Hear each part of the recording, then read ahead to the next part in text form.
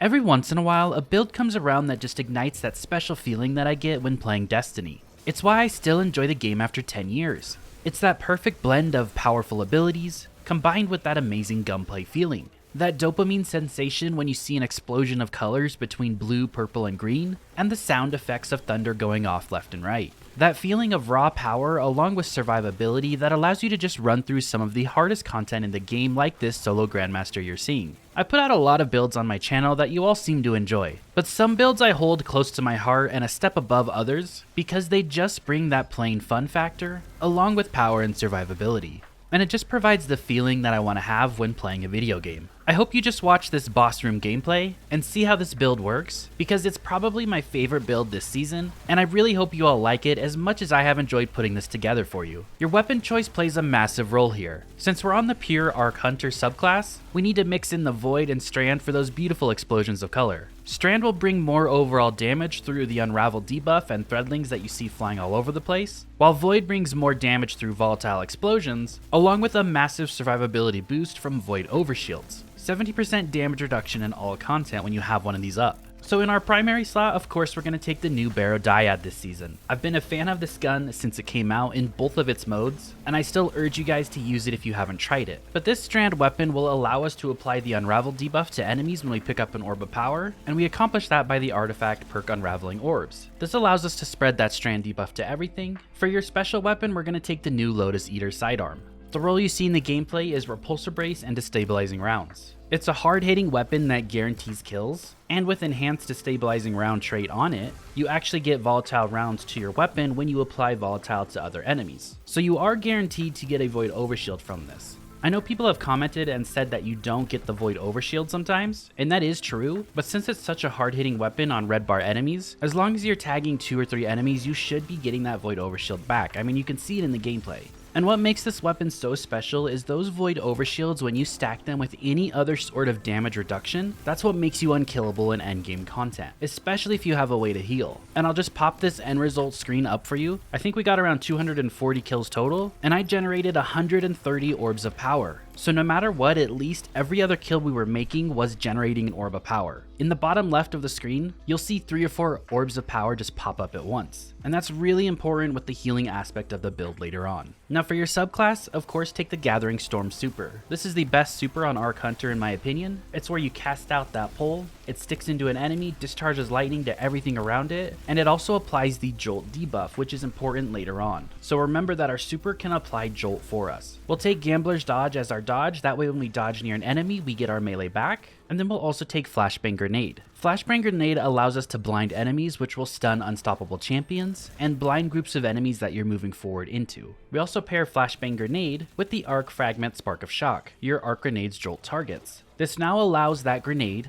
to blind and jolt. It can handle unstoppable champions and overload champions. And again, it's another source of applying Jolt. So our super applies Jolt and our grenade applies Jolt. For the 2 aspects, we'll take Tempest Strike and Flow State. Now I know a lot of people off the bat are going to ask why not Ascension here instead of Flow State. Ascension is good, it is another source of Jolt, but our Tempest Strike melee already applies that Jolt debuff to targets when we use it, when we send out that uppercut attack at enemies, right? And you see how fast we get this Tempest Strike ability back, thanks to getting our dodge back so quickly, and the reason we get that dodge back so quickly is because of Flow State. When you're amplified, your dodge recharges more quickly, you're more resilient while dodging, and your reload speed is greatly increased, which is a nice benefit. But even a bigger reason here is if you paired this with Ascension and you went into the Tempest Strike and then ascended into the air, and when I fly even higher into the air with Ascension, it kind of breaks the gameplay loop I'm trying to accomplish with Tempest Strike. I want to be back on the ground as fast as possible. As soon as my dodge is up, I want to be dodging and throwing out another Tempest Strike,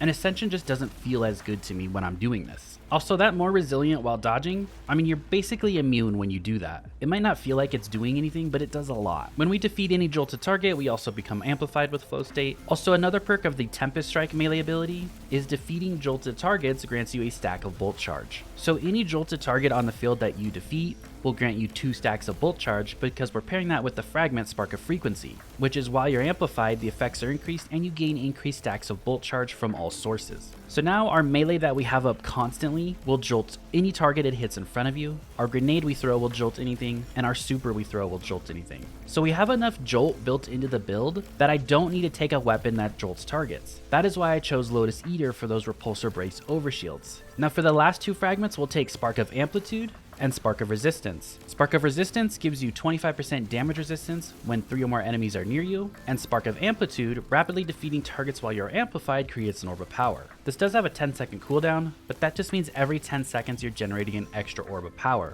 which is important because that's extra healing. The reason I've talked about Jolt so much is we pair the entire build with Gifted Conviction. I'm a huge fan of this exotic, have been using it for seasons since it came out with Final Shape, and we're using it with Tempest Strike, so activating Tempest Strike throws out bouncing explosives at nearby targets that jolt and damage them. Jolting nearby targets grants you damage resistance. You can stack this damage resistance up to ×4, and as you can see in the gameplay, since we always have resist ×4 up, that's a 50% damage reduction in PvE. So now we're pairing that 50% damage reduction from Gifted Conviction with the 70% damage reduction from Repulsor Brace on our weapon, combined with Spark of Resistance 25% damage reduction, and this season Amplified got its nice little rework that it provides 15% damage reduction when you have it up, and it's harder for enemies to hit you. So now when we have these 4 sources of damage reduction stacking on top of each other, and you're running 100 Resilience, which gives you another 30% damage reduction in PvE, you can see how high we're stacking that damage reduction, right? That allows us to go toe-to-toe against enemies in difficult content that you're seeing. I mean, in some of this gameplay, there's 3 or 4 champions around me at the same time, and I'm surviving pretty easily. Speaking of that 100 resilience for stats on the build, make sure to hit 100 resilience. I was also running 100 discipline, and I think I had about 80 mobility.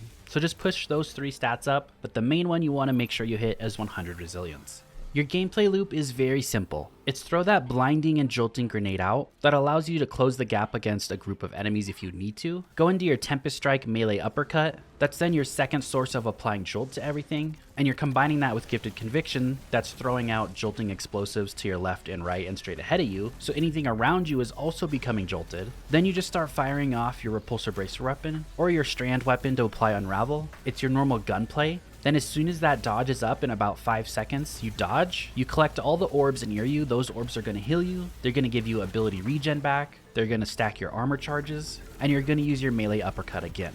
You just repeat that process, and it's very simple but so satisfying.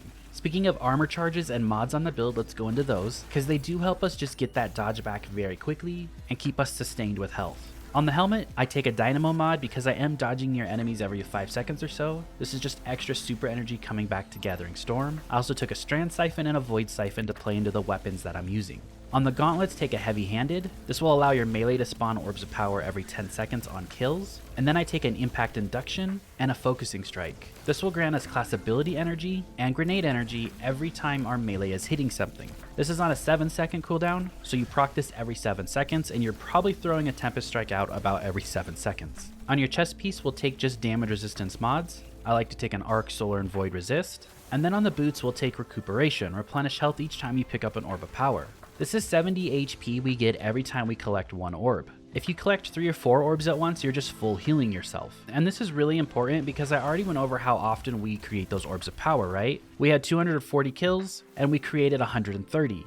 This is your source of main healing with this build, and it keeps you topped off because you have so much damage resistance. We'll also take an Installation, reduce class ability cooldown each time you pick up an Orb of Power, and Absolution, reduce all ability cooldowns each time you pick up an Orb of Power. So then you're just feeding that grenade and that class ability basically to make sure we always have those available to use. On the class item, you'll take Utility Kickstart. This is how we spend those armor charges. You always have 3 up on the left hand side because you're collecting so many Orbs of Power that every time you use your class ability, you get about 30% of it back when you use those 3 armor charges. So this just kickstart getting that class ability back quicker to go back into our Tempest Strike quicker. We'll also take a Reaper mod, so after we dodge and we get a weapon kill, that'll spawn an Orb of Power. This one's on a 10-second cooldown as well. But when you're combining stuff like Heavy Handed, Reaper, Spark of Amplitude from the subclass, that's how you're just popping out orbs left and right. Lastly, you'll take a Powerful Attraction. This will automatically collect those nearby orbs of power when you activate your class ability. This is really important because you are in the thick of things most of the time, and it's just going to help you with that sustain so much more because you don't have to go grab or find those orbs of power. Just dodge and you automatically get them. I'll show the artifact mods up on the screen as well. It's the normal set I've been using basically all season. This build was similar to the one I did earlier this season that you guys really liked, but I changed out 2 fragments, and I also switched up the weapons. Since I already have plenty of jolt sources, I don't need extra weapons for that. So you can take those utility weapons like a repulsor brace to help you out even further. And since we weren't using arc weapons, we didn't need to play into the blinding of special weapons or heavy weapons that I normally was earlier in the season. I also built more Endionic traces on the previous version, and as you can see in the gameplay, we don't need that for our abilities whatsoever. So I dropped those and played more into everything utility wise that would keep us alive in endgame content like this Grandmaster you're seeing, and I think it really worked out. So I know if you guys give this build a try, you'll really enjoy it. Thank you so much for watching, I really appreciate it, and I'll see you guys all in the next video. Have a great rest of your day.